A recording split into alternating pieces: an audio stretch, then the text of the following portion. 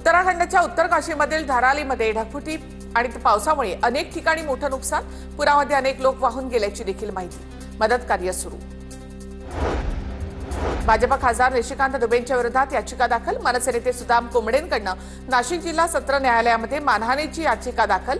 दुबेंनी मराठी माणसाची माफी मागावी, सुदाम कोंबडे यांची मागणी।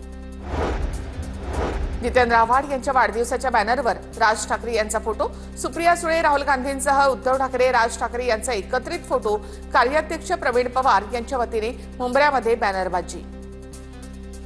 अजित पवार मुख्यमंत्री होईपर्यंत गप्प बसायचं नाही, मंत्री हसन मुश्रीफ यांचं वक्तव्य, तर हसन मुश्रीफ यांच्या वक्तव्याला शुभेच्छा, राऊतांची प्रतिक्रिया। स्थानिक स्वराज्य संस्थांच्या निवडणुकीसाठी भाजपचं युवा लक्ष, भाजप युवा मोर्चाची उद्या महत्त्वाची बैठक, भाजपच्या युवा मोर्चाच्या कार्यकर्त्यांना प्रदेशाध्यक्ष रवींद्र चव्हाण मार्गदर्शन करणार आहेत।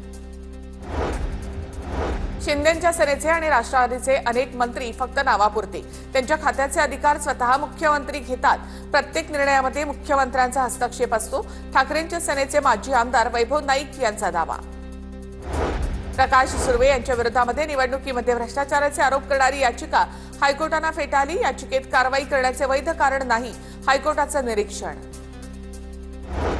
बच्चू कडू 6 ऑगस्टला राज ठाकरे यांना भेटणार, नांदगावकर यांच्यासोबत राज ठाकरे यांच्या भेटीसंदर्भात बोलणं झालं होतं, बच्चू कडूंची माहिती।